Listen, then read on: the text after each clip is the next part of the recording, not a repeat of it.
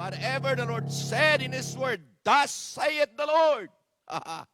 Pambihira. Di mo na kailangan questionin yan. Ang kailangan mo'y biliban yan. Bakit po? That is settled. His Word are already settled in heaven. Final na po yan. Di na po magbabago yan. Ganyan po ang salita ng Diyos. Amen? Salamat sa Panginoon na muli tayo makadalo sa Kanyang pananambahan. Tayo po'y magbukas ng Kanyang mga salita. Yan po ay matatagpuan sa 1 Kings. 1 Kings chapter 19. Look at your Bible. Get your Bible. 1 Kings chapter 19 verses 8 and 9 or verses 9 and 10 at saka 13 and 14. Okay? Sabi po sa verse 9, and he came thither into a cave and lodged there. And behold, the word of the Lord came unto him and said unto him, What doest thou here, Elijah? And he said, I have been very jealous for the Lord God of hosts, for the children of Israel have forsaken thy covenant, thrown down thine altars, and slain thy prophets with a sword, and even I only am left, and they seek my life to take it away. Verse number 13 and 14. And it was so, when Elijah heard it, that he wrapped his face in a mantle, and went out and stood in the entering of the cave. And behold, there came a voice unto him and said, What doest thou here, Elijah? And he said, I have been very jealous of the Lord God of hosts, because the children of Israel had forsaken thy covenant, thrown down thine altars, and slain thy prophets with a sword, and even I only am left, and they seek my life to take it away. Inulit ko po yan, mga minamahal kong kapatid sa pananampalataya, dahil dito ko po nais ipatong. Ito po yung pundasyon na nais kong i-drive in sa oras na ito. Lalong-lalo na po, we are in this time of crisis. Okay. In this time of pandemic, in this COVID-19 virus threat. Okay? Kaya pinamagatan ko po yung mensahe natin ngayong gabi o ngayong hapon, Caving with COVID-19 Spirit and Attitude. Caving. Well, lahat tayo ay nasa mga tahanan natin. Lahat tayo ay hindi makalabas because we are in quarantine. Amen? We are in total lockdown right now sa Concepcion. Okay? Hindi kayo makalabas. Now, ano ang idinulot na espiritu ng COVID-19 sa atin while we are in quarantine? Hello? At nais ko pong i-share sa inyo ito. Our attitude, tandaan nyo ito ha? Tandaan nyo ito. Listen to me carefully. Our attitude will matter most in facing this crisis of pandemic ng COVID-19. At makinig-imigi, it will either ruin your perspective, sisirain niya ang iyong pananaw, your views, your outlook in life, and you will become pessimistic or pessimistic. Napisti na. Okay? It is possible for every Baptist pastor and every manners, our Baptist members, to have a COVID-19 attitude that will kill their joy, that will destroy their spirit, that will eliminate their hope, and that will make their life distress and in frustration. I hope and I pray na nandito na tayo sa kalagitnaan, mga minamahal ko, At maybe malapit na tayo makaalpas. Pero sana, ang espiritu ninyo ay hindi nagiging negatibo. Hello? Hindi dapat nagiging focus doon sa mga bagay-bagay na nakasira ng ating pananaw bilang isang mananampalataya na nag-aaral ng salita ng Diyos. Amen? Alam ba ninyo na pag kayo ay nahawaan ng espiritu ng COVID-19 sa ating bansa o sa lahat ng espiritu ng mga tao sa paligid, ang inyong marami pong maapektuhan. Una, nais kong sabihin sa inyo, it will weaken your service to God. Manghihina ka sa paglilingkod mo. Hello? It will destroy your dedication to God. It will weaken your service to God. It will loosen your love to God. Ang pagmamahal mo ay manlalamig. Okay? It will decline your praying spirit to the Lord. Come on! Itong mga maapektuhan, it will lessen your giving to God. It will weaken your faith to the Lord. It will eliminate your believing spirit and your trusting spirit in the hand of God. It will also, mga minamahal ko, henceforth, ito po ang magbibigay ng iba't ibang espiritu that will cause a lot of murmuring. It will cause a lot of complaining. It will cause a lot of discontentment. It will cause a lot of dissatisfaction. It will cause a lot of fearfulness. And it will cause cowardness in your faith and in your service to the Lord. At yan po ang nangyayari sa maraming mga mananampalataya sa panahon na to. Ano ba itong mga spirit na ito? Isa-isay natin. Bigay ko sa inyo.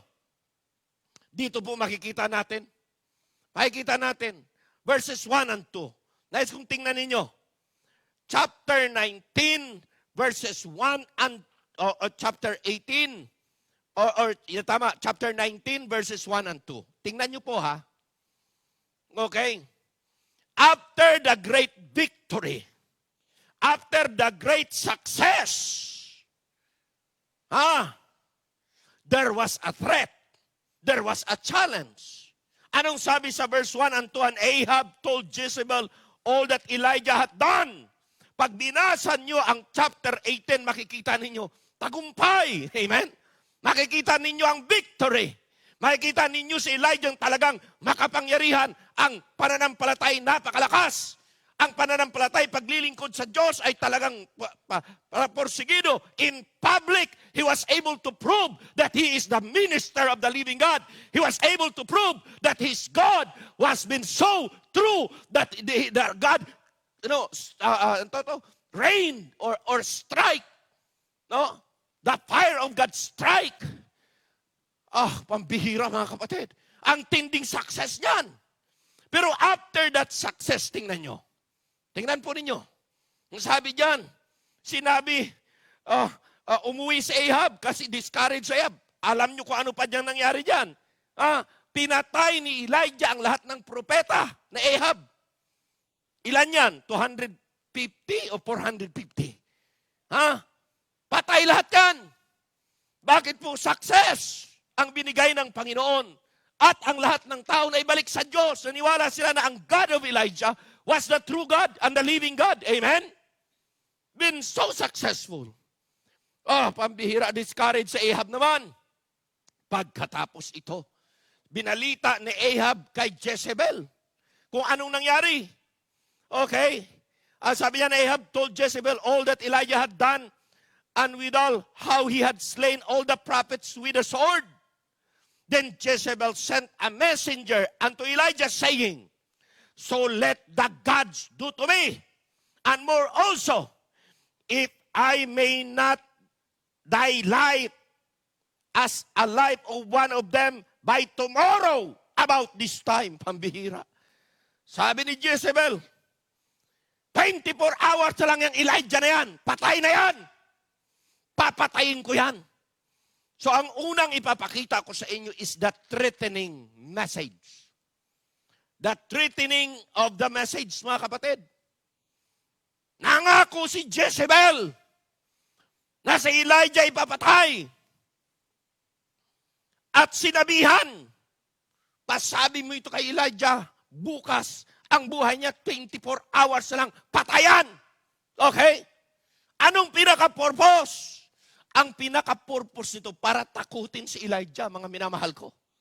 Maybe ang pinaka-purpose kaya nagkaroon tayo ng COVID-19 na ito ay para takutin ang mga mananampalataya o maybe takutin ang buong mundo. Hello? Kung magpapadala kayo sa takot, ang mangyayari ay ito. Ikaw ay magpapanik. Hello? Dahan-dahan ko na sa inyo binabanggit ang mga ang mga karakteristik ng COVID spirit. At tandaan niyo ito, lahat ng negatibong espiritu dulot ng COVID-19 na ito, yan ay mga masamang espiritu na kung saan gugupo sa pananampalataya ng isang mananampalataya kung wala siyang salita ng Diyos. Kung wala itong salita ng Diyos na ito. Hello? Kaya anong nangyari nung marinig ito?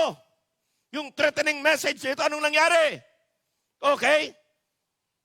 Anong pinaka-purpose nito? Para po takutin si Elijah. Hello? Okay? At maybe ang pinaka-purpose nito, hindi lang takutin si Elijah, kundi si Elijah ay tumabi-tabi. Hello? Will be out of the way para wala ng hadlang. Come on! At yan ang hangad ng demonyo. Ang hangad ng demonyo, gusto niya na matakot ang mga mananampalataya sa panahon na ito. Hindi ma-exercise ang kanilang pananampalataya. Ikaw at ako, nais ng demonyo na tayo tumabi sa ating pananampalataya. Hindi tayo magtapang sa pananampalataya natin. Amen? Gusto ng demonyo, tayo po ay mga takot lahat. Pero pasalamat tayo may salita ng Diyos. Amen? Pasalamat tayo, we have the promise of God that make us stronger and make our spirit a fighter. Na masasabi mo, I have fought and I will fight a good fight. I can finish this course. I will keep my faith and I will never back down because God has never given me the spirit of fear, but of faith. Amen? Amen? Sana ganyan ang mga spirit ng mga mananampalataya sa simbahan ito. Dapat masamahan nyo si pastor nyo na maging matapang sa pangangaral, maging matapang sa paglilingkod, at i-all out pa rin ang paglilingkod sa Diyos. Amen? He was threatened. He was want to be, sidetracked. Alam nyo ang nangyari, ang napakalungkot ay ito. Napakalungkot ay ito. Bakit po? Nung marinig ni Elijah ito, Verse 3, and when he saw that, he arose and went for his life and came to Beersheba, which belonged to Judah, and left his servant there. But he himself went a day's journey into the wilderness and came and sat down under a juniper tree and requested for himself that he might die, and said, it is enough. Now, O Lord, take away my life, for I am not better than my fathers. Nais kong sabihin to sa inyo, mga kapatid. Hindi po tayo exempted sa discouragement. Si Elijah nga, hindi exempted eh. Pero nais kong sabihin sa iyo, kaya mayroong discouragement, hindi ko po alam kung si Elijah. Muna, sana po, after na marinig niya, katulad kay Daniel, narinig yung decree na siya po ay hindi bawal po ang manalangin. Pero ginawa ni Daniel, hindi sumuko. Amen. Anong ginawa niya? Nagtikluhod at tuloy na nananalangin. Hindi ko po alam kung si Elijah, pagkarinig niya ng mensahe, nagyukod muna at saka lumuhod at nanalangin sa Diyos eh. Pero hindi po nakasulat eh. Kung siya'y nagpray. Hello? Mga minamahal ko sa pananampalataya, huwag niyong i-criticize si Elisha or si Elijah. Baka ganyan din tayo. Amen? Amen? He was frightened and he ran away. Verse 3, he was so discouraged. Pero nais kong titingnan natin ang kabila nito. Nais kong tingnan nyo. After all of a public, sensible manifestation of the glory of God, na kung saan siya mismo ang ginamit ng Diyos. All the people nakita niyang lumayo sa Panginoon, ngayon napalapit niya sa Panginoon. Amen? Amen? Okay? The lightning strike his sacrifice, doon sa evening sacrifice, the fire of the Lord fell. Pambihira yan. Okay? And then he was able to destroy and prove that he was the true, servant of the Lord. And he was able to destroy all the false prophets, mga minamahal ko. Pambihira yan. After all the great victory of all wrong worship and false prophet na nasira, at this juncture, at this situation, pambihira yan. He ran away. Alam ba ninyo na dapat sa oras talagang ito nang marinig niya, dapat ang pasabi na siya'y tinatakot? Dapat, mga kapatid, he had all the reason in the world to depend upon God's protection. Amen? Amen? He has all the world to depend upon God's protection. Alam ba ninyo, kung si Elijah hindi nanalo sa laban, doon sa evening sacrifice, ako po'y naniniwala na patay din si Elijah. Hello? But his faith was so strong that his work was really supported by God, by God's almighty hand, and his prayer was answered. Wow! In all the eyes of the world, in all the eyes of the people around him, kasama na yung hari. Wow! Amen! Kaya sabi ko, pambira, kunting pagkakamali lang natin pag hindi tayo mag-ingat. Kaya pag wala kang prayer life, pag hindi very strong ang iyong kapit sa Panginoon, ang iyong connection sa Panginoon, pwede kang bumigay. Hello? Hello? Amen? Okay? He has all the reason to depend upon God's protection and prayed to God, but he did not. Rather, what? He was afraid and feared for his life. Then he fled. Alam nyo, when there is fear, you will flee away from God. Pag may takot ka, lalayo ka sa Diyos. Amen. He fled. He ran away. Sa kararan niya, mga kapatid, ano nangyari? Oo, napagod siya. At doon, sabi doon, sa verse number 4, he requested that he himself would die. Amen? Amen? Okay? Siya'y nakaupo dyan under si Juniper tree. Parang Jonah din. Running away from God for their life. Hindi dapat tayo running away from God. We ought to run from God to God pala. Run to God. Yan ang preaching ko noong Wednesday. Amen? Palapit sa Diyos, hindi palayo sa Diyos. Amen? Okay? At sabi diyan, okay, he lose his courage and his confidence was all gone. Wala na. Nawala.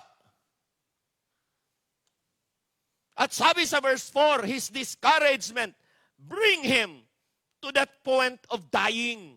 He requested and he wished to die.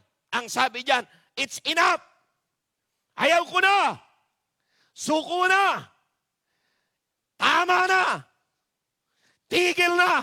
Hello? My. Pero nais kong sabihin sa inyo, kung nais mo nang mamatay, bakit ka patatakbo? Iniisip ko. Kung nais na ni Elijah na mamatay, bakit siya tumakbo sa kamatayan? Therefore, ayaw niyang mamatay. Paghaga na lang ito Pouting spirit ito eh. Come on! Amen ba? Ano yung ibig sabihin? Yung reklamo ka ng reklamo, pero hindi naman talaga yun ang sitwasyon mo, ayaw mo naman talaga. Panginoon, patayin mo na ako, patayin mo na, pero ayaw mo naman talagang mamatay. Tama, hindi? Grabe. Amen. Sana ito hindi mangyari sa ating mga espiritu. Ha? Ito yung spirit na diskurahe. Okay. Walang pagkakontento at talagang walang-wala na. Okay. His spirit of murmuring. Kaya isa-isahin ko. Nakaready na kayo? Ano yung mga espiritu na kung saan matutuhan natin sa COVID-19 na ito? Number 1, the spirit of fearfulness and being afraid. Yan number 1. Sulat nyo. Ang espiritu ng pagiging matakutin. Ano pa? Sa katakot ng katakot, ang alam nyo, ang kasunod ay panicking. Nagpapanik. Sa palagay nyo si Elijah, hindi nagpanik rito? Pambihira, takbo ng takbo. Come on! Amen! Ano pa? Yung tinatawag na pessimistic attitude. Attitude ng pagiging negatibo sa lahat ng sitwasyon. Hello? Yan din ang karamihan. Inoopera na ng gobyerno ng pera. Pagkatapos hindi lang nabigyan ng konti, nagreklamo na talagang negatibong utak eh. Hello? Ayos na, ginagawa na ng mga pamahalaan natin ang mga pagtulong, pero reklamo pa rin ng reklamo ang mga tao, tanong pa rin ng tanong. At pagka hindi nabigyan, reklamo ng reklamo. Now, of course, mayroon din mga government official hindi marunong kasi. Amen? Ngayon, ano pa? Makikita natin ang number 4 na attitude is faithlessness. Walang pagtitiwala sa Diyos. Wala ding pagtitiwala sa government. Walang tiwala sa kapwa, kaya laging nag-aalinlangan. Come on. Amen. Ano pa? Complaining and murmuring kind of attitude. Ang tagal naman ito. Baka ganyan nasabi nyo rin. Nag-extend na naman ang lockdown. Hello? Amen. Ang tagal ko bang makalabas? Bakit ganyan? Complain ng complain, murmur ng murmur. Ano pa? Discontentment and dissatisfaction. Number 6. Pambihirang klase yan. Walang pagkakontento. At hindi satisfied with what they have. Kunti lang kasi, kahit na little. Sabi nga na Apostle Paul, in whatsoever state I am, therewith to be content. I learn how to have a little, to have few. I learn to just how to abound.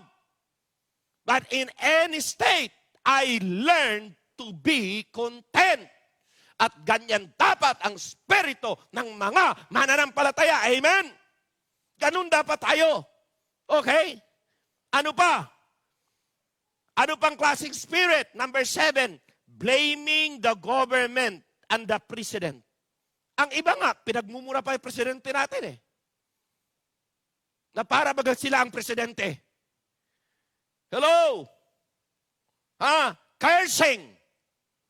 Cursing and blaming somebody else rather than ourselves. Hello? Ang iba, dakdak lang ng dakdak, hindi naman tumutulong. Hello? Iba, salita lang ng salita. Wala namang pinalabas sila ng mga bulsa, pero sila ang kuha ng kuha, tanggap ng mga malalaking amount mula sa kaban ng bayan. Amen? Yun dapat ang kainisan. Yun dapat ang mga dapat hindi marespeto. Pero pambihirang gobyerno natin, gumagawa na nga ng lahat. Binibigyan na nga tayo ng pabor. Pagkatapos, mayroon pa rin naninisi. Hindi makaintindi talaga eh. Pag nabas sa social media, ay anong nangyayari? Sila po ay paiyak-iyak na kunyari, biktima. Talaga nga naman eh. Yung tao talaga ay walang pagkakontento sa buhay pag wala ang Panginoon. Amen? Ano pa? Rebellious attitude. Isa pa yan. Rebellious attitude. Ang mga rebelde, rally ng rally. Oh. Ang mga pinadalang mga gamit at saka mga saklulo ng ating gobyerno, agawin nila. At yun, agawin nila sa pamahalaan. Ano nangyari? Patayan na naman. Bakit? Rebuilding attitude eh. Oh, bakit po? Yun talaga. Ang COVID-19 spirit na nakakamatay. Hello? Ano pa? Prideful spirit. Mayabang na espiritu. Hello? Kaya mayroong mga mamatay eh. Bakit? Pagdating mo sa checkpoint, kinakailangan magpasakop ka. Hindi, ang galing eh. Oh. Ilan ang nabarel? Sisisihin mga kapulis, nasabihan ka na kung anong marapat, napagsabihan ka na, bakit hindi mo sundin? Anong hirap doon? Kaya tama lang sinabi, dapa. Pag pinadapa ka ng pulis, dapa ka. Walang complain na. Sabi nga, obey first before you complain. Oh. Tapos sisihan ngayon, sisihan dito, sisihan ganyan. Kasi alam niyo mga kapatid, ang law ay law, hindi mo pwedeng baliin yan. Hindi mo pwedeng sasabihin, kasi ganito, kasi ganyan, kasi ganito. Ang daming reason out eh. Pero bakit hindi ka muna sumunod? Kasi may ugaling yabang. May ugaling May ugaling mayabang na kunyari sila ang matapang. Hello? Oh, didisgrasya ka. COVID-19 spirit yan. Wala dapat sa mga mananampalataya ito. Amen ba? Amen ba? Mag-type kayo, amen. Pastor, tama yan. Amen. Ano pa? Impulsive decision making, yung pakarakara, yung mga attitude ba? Tingnan mo si Elijah, hindi ba lang nag-pray? Biglang takbo. Tapos magmamaktol sa Panginoon, kasi ganito, kasi ganyan. May mga karakarakang mga decision open time sa ginagawa natin ha. Hindi natin pinag-isipan, hindi natin sinangguni sa Diyos eh. Pero yan po ang pinaka-problema ng mga tao. At ang mga mananampalataya kung minsan nahahawaan din ng ganito. Ano pa? Ano pang spirit? Impatience and boredom spirit. Hindi makatiis, kaya lumalabas. Boring sa loob ng bahay. Boring sa loob ng compound. Kaya lalabas. Pinagsasabihin na hindi. Hello? Kasi, nandyan yung spirito na yan eh. That is in yun yung espiritu na nasa lockdown eh. Ngayon, alam nyo kung ikay relax lang, patawa-tawa ka lang, pakanta-kanta ka lang katulad ng ginawa ng maraming mga pastor, pakanta-kanta, ninanamnam ang mensahe ng mga awit. Alam nyo mga kapatid ko, makinig kayo maigi, ang preaching sa panahon na ito ay preaching na ang sarap namnamin. Ano pa? Yung mga awitin, lalo mo pang nanamnamin. Yung pananalangin mo mas lalong titindi kasi manamnam mo ang pananalangin mo dahil you are really begging God for His mercy and His grace. Sa panahon na ito, yun po ang magandang attitude. You will enjoy more the presence of God in crisis than just in a good time. Hello? Kaya pambihira, itong masarap na ma-develop. Kaya alam nyo, ang aking pag-aaral ng salita ng Panginoon, lalong naging excited mga minamahal ko. Lalo akong anticipating, lalo akong gustong mag-challenge sa inyo sa salita ng Diyos. Bakit po? Mas lalong tumindi ang aking pag-aaral. Mas lalo akong nai-inspired. Bakit po? Dahil hangad ko na kayo ay ma-challenge. Hangad ko na kayo ay ma-revive. Hangad ko na ang inyong mga buhay ay tataas ang antas ng ating pananampalataya at lahat tayo ay titibay sa ating pagsubok na ito at hindi tayo hihinto sa paglilingkod. Amen? bagkus lalo pa tayong magpupursige. Amen? He requested that he might die. Makinig kayo maigi, write it down. Those that are in this manner forward to die. Those that are in this manner forward to die are not is in the piteous frame for dying. Pag ikaw tumatakbo upang hindi ka mamatay, hindi ka pa talaga handa na mamatay. Well, ka pa takbo ng takbo. Kung gusto po nang mamatay, stay! Magpapugot ka ng ulo. Hello? Pero sa Elijah, hindi. Takbo ng takbo sa kamatayan. Amen? Ay, my. Kaya sabi niya, kung ikaw, you are forwarding to die, pagkatapos ay takbo ka sa kamatayan, hindi ka pa talaga ready na mamatay. Hindi ka fitted of dying. Mga kapatid. Amen? O, ano pa? Ano pang sinabi ko? Impatience and boredom. Ito pa. Ilagay ninyo, attitude ng COVID-19. Disobedience attitude. Maraming hindi sumusunod. Maraming matigas ulo kasi. Ayaw sundin ang simpleng pasabi. Ano ang simpleng pasabi? Manatili sa tahanan. Simpleng pasabi. Stay at home. Simpleng pasabi. Pero lagi ang isip, ano pagkain namin if we will stay at home? Ano ang ganito? Ano ang ganyan? Kaya ibabiolate mo ang law. Hello? So ano nangyayari? When the law is implemented, you will be destroyed. Ikaw mismo ang naglagay sa sarili mo sa danger. Kaya wag mong sabihin at sisihin ang iba. Wag mong sisihin ang gobyerno, wag mong sisihin ang mga pulis, wag mong sisihin ang ang mga militar. Bakit ho? Ikaw mismo nagbabiolate eh.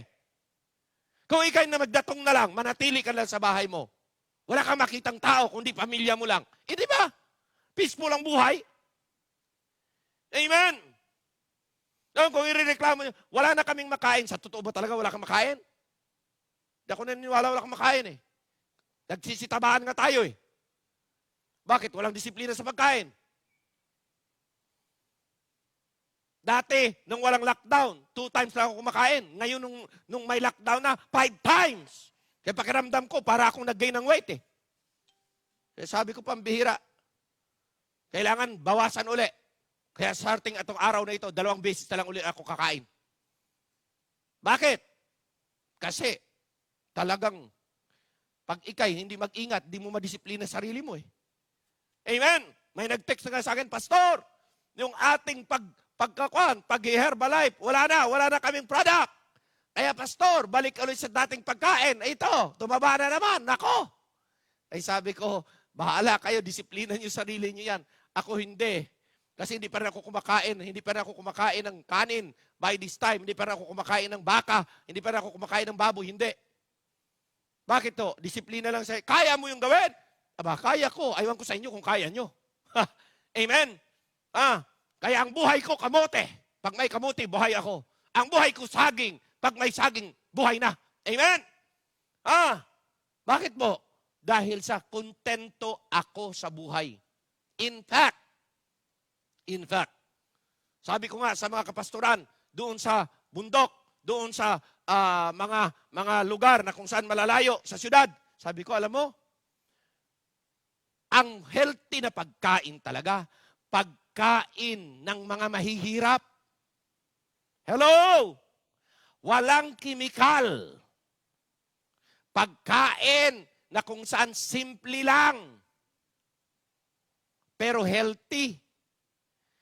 Dito sa syudad, puro fast food, fast life.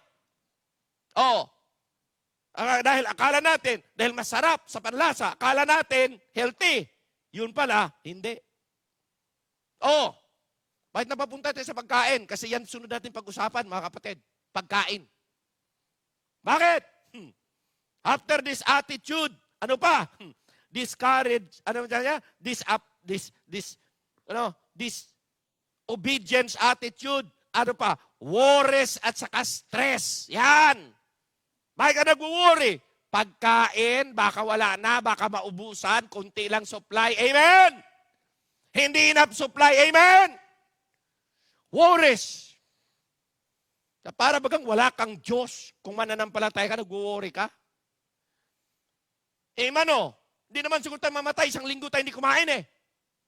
Sa palagay nyo, isang linggo kayo hindi kumain. Inom lang kayo tubig, mamamatay kayo? I don't think so, mamamatay ako. Hello? Bakit po? Isang linggo, pwede. Pag gutom mo, tubig lang, inom ka ng tubig. Daig mo pang nag-fasting. Hello? Pero yun ang winuwori ng tao, kaya nasi-stress. Bakit po? Dahil ang winuwori niya, ang kaniyang physical na pangangailangan. Yun ang winuwori ng tao lagi. Tama, hindi? Kaya sabi ng Panginoon, hey, wag mong iwo-worry yung pagkain mo. Tingnan mo yung mga liryosa parang. Tingnan mo yung mga ibon. Hindi naman nagtatrabaho yan. Hindi naman but God, your Father in heaven, feedeth them. Ano ikaw worry ko? Sabi ko nga eh. Instead na lockdown, walang pagkain. Pambihira naman. Lalong dumami pagkain. Kaya mga kapatid ko, dapat lalo tayong panatag at masaya. Bakit po? Lalong-lalo na sa mga hindi nag-aaral at natamad. Naku, itong lockdown na ito, parang tatama rin talaga. Karamihan ay anong hawak na lang? Puro cellphone. Hello? Kaya pag hindi nyo iingatan sarili nyo, isa pa yan. Sulat nyo. Alam nyo kung ano? Katamaran. Spirit. Hoy! Katamaran. Anong katamaran sa English? Laziness spirit. Kaya maganda, nakita ko mga kapatid, na linis dito, linis doon, hala, pati na sa labas, naglilinis. Ay, amen! Bakit po? Pagpatay ng kabagutan. Amen!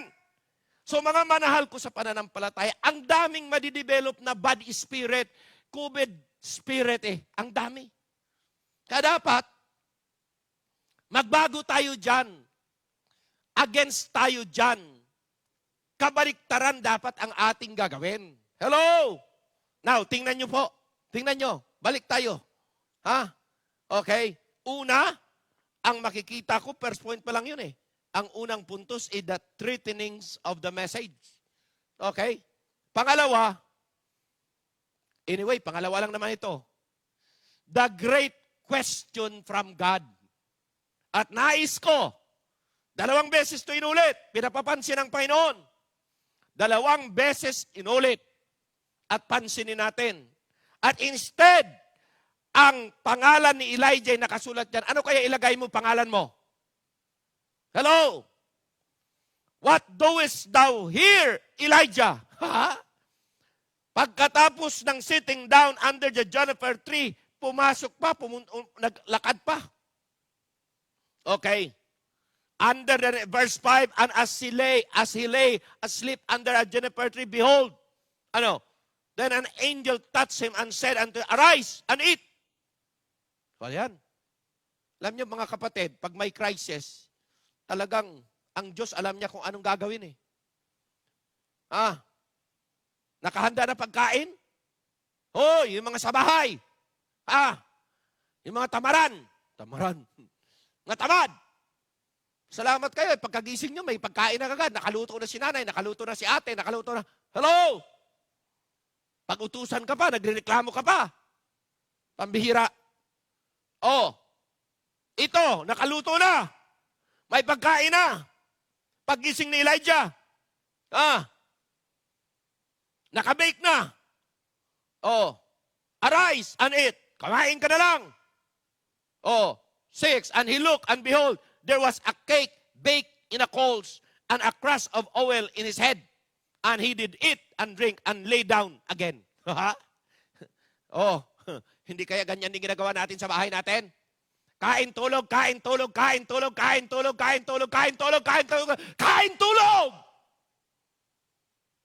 Pagkatapos, mayroon ka pang lakas na magko-complain at magmumurmur.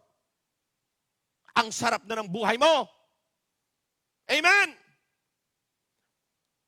Tinatanong ko nga, sino kayo nagluto? Hindi naman taong nagluto dyan eh. Hello? Sa bahay mo may taong nagluto dyan? Wala. Ang Diyos ang nagluto dyan. Pinakain kay Elijah.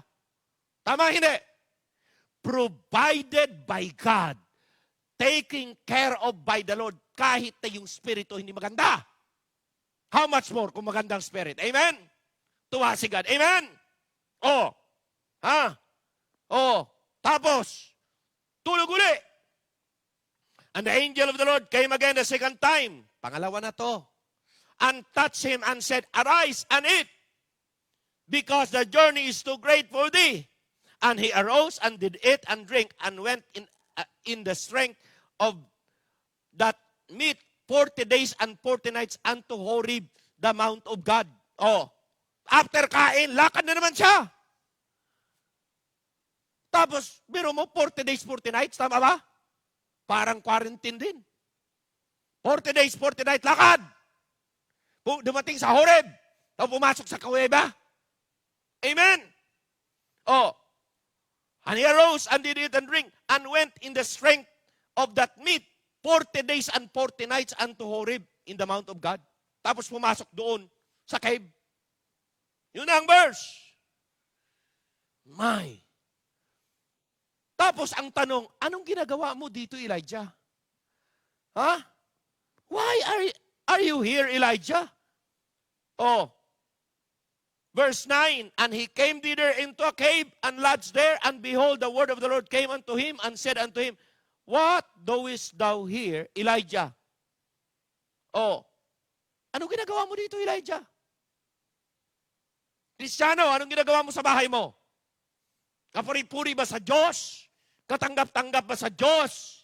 Nabibuild ba ang relasyon mo sa Diyos? Lumalakas ba ang pananampalataya mo sa Panginoon? Ikaw ba ay lalong tumatatag sa iyong paninindigan at sa iyong pananampalataya? Ikaw ba ay lalong tumatapang o ikaw ay lalong nadidismaya? Ikaw lang makasagot niyan. Hello? Amen? Inulit yan, verse 13. And it was so when Elijah heard it, and he wrapped to his face and mantle and went out and stood in the entering of the gate. And behold, there came a voice unto him and said, What doest thou here, Elijah? Now, nais kong tingnan nyo ang response si Elijah. Tingnan nyo. Because itong response ito, hindi maganda. This is a personal justification responses na hindi dapat response ng mga believers. Una, ino sabi niya, the great question of God, what doest thou here, Elijah? And Elijah's spirit and answer was this. Tingnan nyo. I have been very jealous for the Lord God of hosts. Panginoon, di naman yata marapat. Unfair naman yata. Hello? Bakit ganon? Ako naglilingkod ng matapat. Ako'y nagpupursige. Ako pa, ang trinet. Hello? I've been very jealous. Anong sinasabi niya? He is complaining sa iba. Hindi siya kontento sa sitwasyon niya. Oh. Tapos ano pa? Bakit jealous ako? Thy covenant thrown down, sabi niya, for the children of Israel have forsaken thy covenant. Iniwan ng bansang Israel ang covenant mo, Panginoon. Kasalanan nila. Ano pa? They have thrown down your altar. They have slain your prophets with a sword, and I'm left alone. Ano pa? They seek my life to take away. Mga kapatid, sa pananampalataya, tanungin ko kayo, ito bang pasabi ni Elijah, ito totoo to? Ha? Pag binasa nyo ang previous chapter, hindi totoo na namatay na ang propeta ng Diyos. Lahat. Hindi totoo. Hello? Hindi totoo that all of the nation of Israel had forsaken God. Hindi totoo. Hindi totoo na winasak ng children of Israel ang altar ng Diyos. Pwedeng winasak ng mga propeta ni Baal, pero nakaganti na siya eh. Hello? They have slain thy prophets. Talaga bang may pinatay na mga propeta? Wala nang propetang natira. Siya na lang. 1 Kings 18:4. Makikita nyo, it is not true. Kasi may natira pang propeta doon. For it was so when Jezebel cut off the prophets of the Lord. So hindi naman pinatay ng children of Israel, kundi ang mga si Jezebel ang nagpapatay. That Obadiah took a number of prophets and hid them by 50 in the cave and fed them with bread. May namatay, pero marami ang na-preserve. Nanawaan nyo ba, mga kapatid? So yung views, yung personal opinion ni Elijah sa kanyang pagre-reason out sa Diyos ay hindi tama. He is wrong. Alam niyo mga kapatid, tayo magkukonclude ng mali pag negatibo spirit natin eh. Amen? Kaya ako'y nagpapasalamat sa Diyos na mayroong tayong salita niya. At mayroong Diyos na nagkikare sa atin. Why? Because sa kanyang pagkakalinga, nais kong ipakita ito sa inyo mga minamahal ko. Okay. God knows He designed us for that we will be furnished with grace sufficient. Alam niyo kung minsan padaanin talaga tayo ng Panginoon sa ganitong pagsubok. Kahit gaano pa katagal ang lockdown. Alam niyo bakit? Kasi alam ng Diyos ang pag-design niya sa atin. Alam ng Diyos kung gaano tayo katatag. Alam ng Diyos kung gaano tayo katibay. Kaya kung minsan pinapadaan niya tayo sa trial para mismo, walang question sa Diyos ang pagkakalam niya kung gaano tayo katatag at katibay. Kung gaano tayo katatapang sa pananampalataya natin. But kung minsan kaya tayo pinapadaan ng Panginoon sa mga trials and testing na ito, sa sitwasyon na ito, para tayo mismo ma-realize natin kung matibay ba tayo o hindi. Tayo mismo, kasi hindi natin alam kung matibay tayo o hindi pag hindi tayo na-try eh. Tama hindi? Tama hindi? At dahil po dyan, hangad ng Diyos na tayo po ma-realize natin kung ano tayo sa status natin. Amen ba? Kung siya ba'y samahan natin, kung tayo ba'y mananalig sa Kanya, kung tayo ba ay manghawak sa Kanyang mga salita, o kung tayo ba ay hindi na lalapit sa Kanya at lalo tayong mamuhay sa paninibugho at sa mga sitwasyon na negatibo sa buhay. Amen? Amen? Kaya sa aking pagtatapos sa oras na ito, mga minamahal ko, nais kong titingnan nyo ito, kung gaano ka-caring ang Diyos natin. How did God care Elijah? How? Sa pagtatapos natin una, 3 bagay or 4 na bagay na nais kong pakita sa inyo. Number 1. Okay? Number 1. Kung gaano ka-caring ang Diyos kay Elijah, sa din ang Diyos ka-caring sa atin. Number 1. He made him rest. Pinapahinga ng Diyos si Elijah. Hello?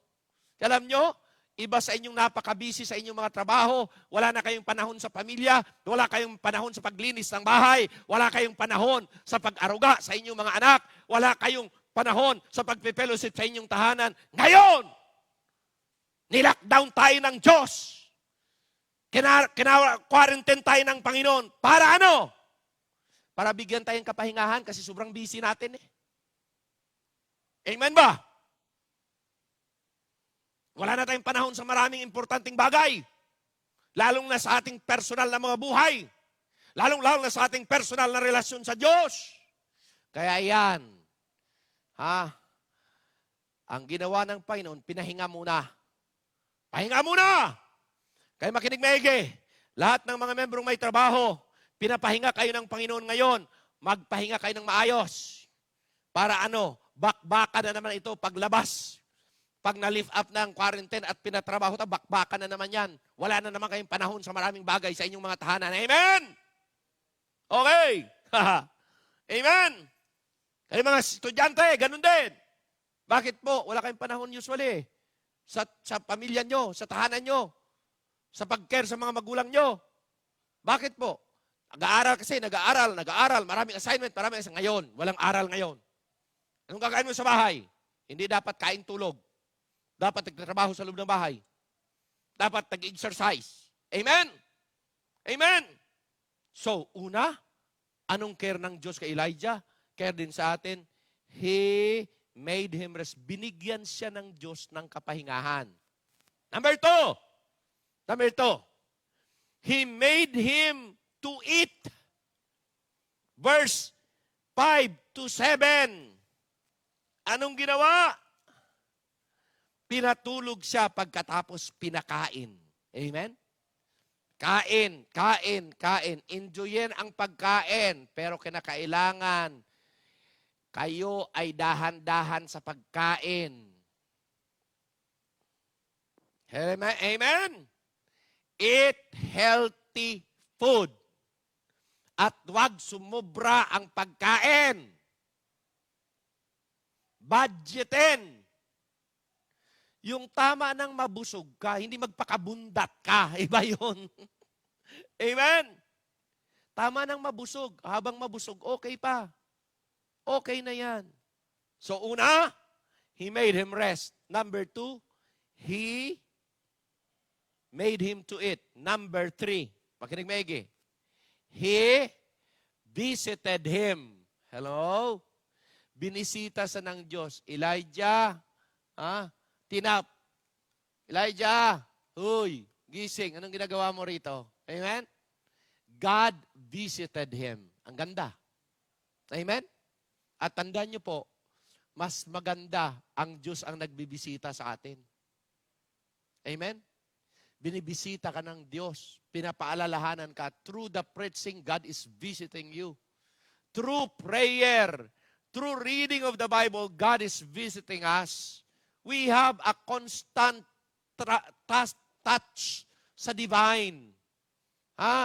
Salamat sa Diyos. And last na nais kong paabot sa inyo ay ito. Last. Okay. He encouraged him. He encouraged him. Anong ginawa? Okay. Anong ginawa? In-encourage ng Diyos. Okay. Verse 11 yan. Verse 11. Okay. And he said, go forth. Go forth. Labas ka. And stand upon the mount before the Lord. And behold, the Lord passed by. And a great and strong wind rent the mountains. Verse 11. And break in pieces the rock before the Lord. But the Lord was not in the wind. And after the wind, an earthquake. But the Lord was not in the earthquake. And after the earthquake, a fire. But the Lord was not in the fire. And after the fire was still small voice. Bakit kaya pinakita ng Diyos? Ano yung una? Okay? Yung parang malakas na hangin. Ipo-ipo. Strong wind eh. Pambihira yan. Ang unang pinakita, ipo-ipo. Yung talagang hurricane. That break in pieces the rock. Pambihira yan. Ganun katindi. Sunod, lindol. Pambihira. Earthquake. And then sunod, pinakita, fire. Oh, ang bihira. Bakit pinakita ng Panginoon sa kanya yung tatlo na yan? To encourage him. Elijah, tandaan mo to. Tingnan mo ang kapangyarihan ko. Hello? Tingnan mo magagawa ng Diyos mo. Nakalimutan mo ata. Amen? Ni-remind ng Diyos kung papaano ng Diyos inanswered ang prayer na Elijah at nag-strike ang fire of the Lord from heaven and burn the altar. The fire of the Lord fell. Ayan o, ni-remind siya. Elijah, nakalimutan mo to eh. Nakalimutan mo kung gaano ako kapangyarihan. Gaano ko nakukontrola ang lahat ng bagay. Ako pa rin ang Diyos who created the heaven and I control all. Hello?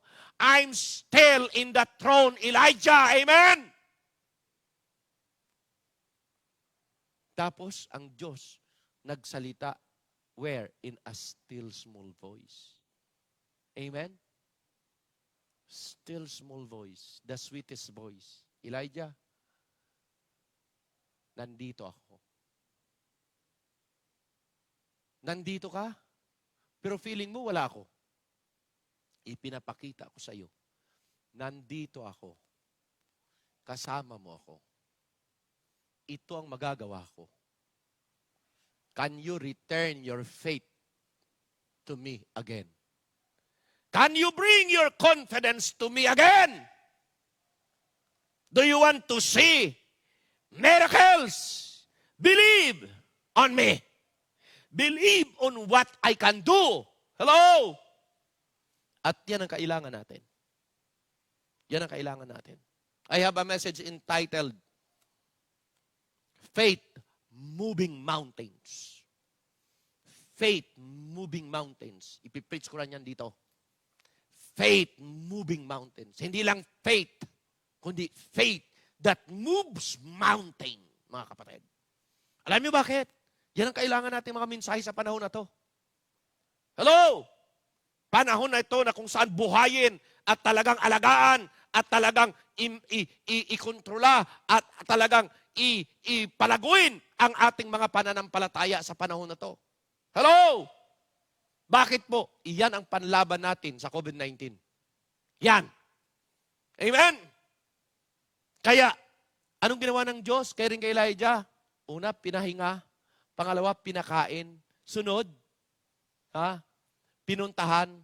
At pagkatapos, in-encourage siya. Ganyan ang ating Diyos.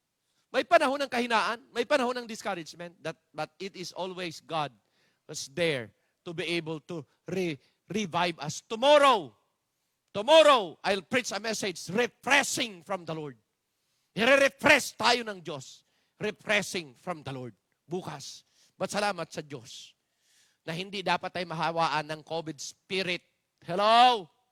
May COVID virus na nga eh. May COVID spirit ka pa. Kaya ako po, naniniwala, ito, makinig maigi. COVID spirit will destroy your faith. COVID spirit will destroy your service. May COVID virus pa. Alam ba ninyo kung ano yan? COVID spirit plus COVID virus equals dead and death. Sana lahat ng mga COVID spirit mahawaan ng COVID virus. Amen? Kung wala ka namang COVID spirit, di ka dapat mahawaan. Amen? Amen? Salamat sa Diyos. Mayroon tayong salita niya na kung saan magtuturo sa atin ng espiritong may kapangyarihan. May panghahawakan, matibay, matatag, at yan dapat ang pananampalataya na nakapundar sa salita ng Diyos. Naipasad, naibuild, naitatag sa salita ng Panginoon. Yan ang ating pananampalataya. Amen? Amang Banal, salamat po sa mensahe at sa inyong mga salita na aming nabasa at napag-aralan. Lord, tulungan ninyo na huwag kaming mahawaan ng COVID spirit. Ang dami-dami niyan. At lalo, kaming titibay, lalo kaming tatatag, at ang aming pananampalataya ay lalo pang ma-furnace at ma-polish dahil sa sitwasyong ito.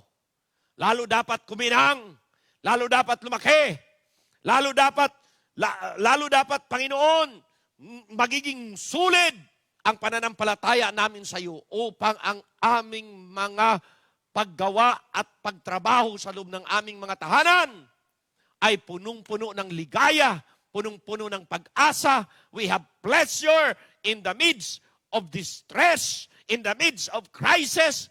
We have the pleasure from God because God's presence make our life enjoyable even in our houses. Bless all our members in the church. Bless all the people that are listening and viewing. And Lord, I declare that you continually give us that supernatural protection, supernatural preservation, and supernatural blessing from your hand. Ito po ang dalangin in Jesus' name. And all the people say, Amen and Amen. Salamat po. Magandang hapon sa inyong lahat. Ang ating announcement. Ano ang mga announcement natin? Tandaan nyo unawain nyo to. Unawain nyo to. Okay? 3 ori ang mga, sabi nga nila, nahahawaan ng COVID. Hindi lang 2. Ang alam natin dati ay, ang una ay asymptomatic. Okay? Una, symptomatic pala. Symptomatic. Ang tao na pag nahawaan, kaagad-agad. Ang isa ay asymptomatic. Yung asymptomatic, mga kapatid, hindi niya nararamdaman. Pero, carrier na pala siya. Asymptomatic yan. Pero mayroong isa na ito hindi napapansin ng lahat. Ito palang matindi. Pre-symptomatic. Pre-symptomatic. Ano yung pre-symptomatic? Sabi ng isang doktor Sabi ko ba, pambihira, maganda yun bago sa akin yan Yung pre-symptomatic, mga minamahal ko, ay ito. Yung mga 4 to 5 days na hindi mo alam. Na ikaw pala ay nahawaan na. Tawag niyan, pre-symptomatic. Yun po talaga pala ang nakakahawa. Hindi mo alam, 3 to 4 days mo palang malalaman na ikaw pala mayroon na. Dahil may nararamdaman ka, pero within that 3 to 4 days, wala kang mararamdaman. Tawag noon, pre-symptomatic. Kasi sabi nila, sa pag-aaral daw, wala pang na-discover na yung asymptomatic ay nakahawa. Ang nakakahawa talaga yung pre-symptomatic. Hindi mo alam, gala ka pa ng gala, yung pala, mayroon ka na. Tapos after 3 to 4 days ganyan, malalaman mo, nag-uumpisa na. Yun ang grabe palang nakahawa. Kaya tama nga, sabi ko. Kaya ingat tayo. Iba yung pag-iingat pa rin. Pasabi ko sa lahat ng mga membro, walang lalabas pa rin ng bahay at patuloy tayong magdalanginan sa isa't isa. Patuloy nating dalhin sa panalangin ang bawat isa. Ganun din, ang inyong pastor, huwag niyong kakaligtaan. Patuloy niyo kaming ipanalangin as we are continually praying sa inyo. At patuloy lang tayo makinig, pag-view sa ating live streaming. Patuloy lang. At makakaalpas din tayo. Okay? Pasalamatan natin ang ating local government. Nabasa ko napanood ko ng ating mayor. 2 araw na po. 2 araw na. Huwebes, Biyernes, negatibo po lahat. Okay? Ngayong Sabado, mamaya siguro makikita ko naman. Ngayong Sabado. No? Na lahat ng rapid test, Sana hanggang ngayong Sabado ay negatibo pa. Amen? So, tuloy po natin. Tuloy ang panalangin, tuloy ang pagdulog sa Panginoon, tuloy ang devotion ko araw-araw, at patuloy po na talagang nagpiplead ako sa Panginoon, umiiyak sa Panginoon. At samahan niyo ako sa pananalangin na ito as I close. Frontliners lang ang aking gustong idulog sa inyo. Let us pray. Hamang banal na kailang Diyos, aming dinudulog sa inyo ang aming mga frontliners, Panginoon. Unang-una, Panginoon, ang aming mga kapulisan, ang aming mga kasundaluhan, na patuloy nandyan, nagbabantay. Tulungan po ninyo at protektahan sila sa exposure nila, Panginoon, at saka sa mga nakasalamula nila mga tao, Panginoon, na sila po ay free from contamination. Ganon din, Panginoon, ang aming mga government officials na laging may meeting, at po, totoo, Panginoon, na pag laging may meeting, we are really open for contamination sa iba't ibang tao. So, Lord, tulungan niyo po ang aming mga government officials mula sa aming presidente, sa kanyang mga gabinete, sa kanyang mga guard, sa kanyang pong mga secretaries, lahat po ng mga nagkakandak ng mga meetings, planning what to do and how to implement the rules, and Lord, and the supplies. Lord, tulungan niyo po, even sa aming local government, ang aming mayor, ang kanyang mga kasamahan na nag-i-implement sa iba't ibang dako. Panginoon, tulungan niyo po sila at sila po ay protektahan ninyo sa pagkahawa. Ganon din, Panginoon, aking ninadalangin ang aming mga white men and ladies in uniform. Walang iba kundi ang aming mga doctors that are still working 24/7, day and night, Panginoon, helping patients, Lord, helping those who are sick. Dalangin ko na patuloy pa rin sila inyong protektahan. Dadalangin namin at dinadala si Dr. Victor T. Katz, Panginoon, sa US, si Dr. Ellen Grace Balinas, continually, Panginoon, sila ay inyong ingatan, at iba pa po na mga loved ones namin who are working as a nurses, Lord. Claim ko po na patuloy niyong sila ay gamitin na channel of blessing. Huwag po silang mahawaan, bagkos sila po'y makatulong at makasave ng marami pang buhay. Lord, ang mga tao na nasa isolation room na kung saan, Panginoon, sila ay mayroong positive na sa COVID-19. Patuloy namin hiniling kung paano mo binisita si Elijah, kung paano mo tinapik si Elijah. Tapikin nyo rin ang kanilang pangatawan, ang kanilang mga gamot na iniinom, upang sila ay mapalakas, O Diyos. At patuloy encourage nyo po. Feed them with a good thing, Lord. At kiniklaim ko na sila po inyong bigyan ng pag-asa. Oh Lord, even nun mga critical na. Right now, may pastor na critical sa Visayas. Panginoon, tulungan niyo po na siya ay, pag na-incubate, continually, Lord, na gumanda ang kanyang sitwasyon. At Lord, tulungan ninyo yung mga alternative medicine na ginagamit upang malunasan po ang lahat ng aming mga pasyente na mayroong positive na. Kiniklaim namin na kayo po, Panginoon, ang siyang magbigay ng wisdom and understanding sa mga doktor at sa mga pasyente what to do para po makafight ang kanilang mga pangangatawan, makafight ang kanilang immune system, at mapatay ang mga virus sa loob ng kanilang pangangatawan. Kiniklaim ko po na itong inyong gagawin so that all of us will be free and we could go back to normal life. Salamat po. Ito ay aking dalangin. In Jesus' name, Amen and Amen.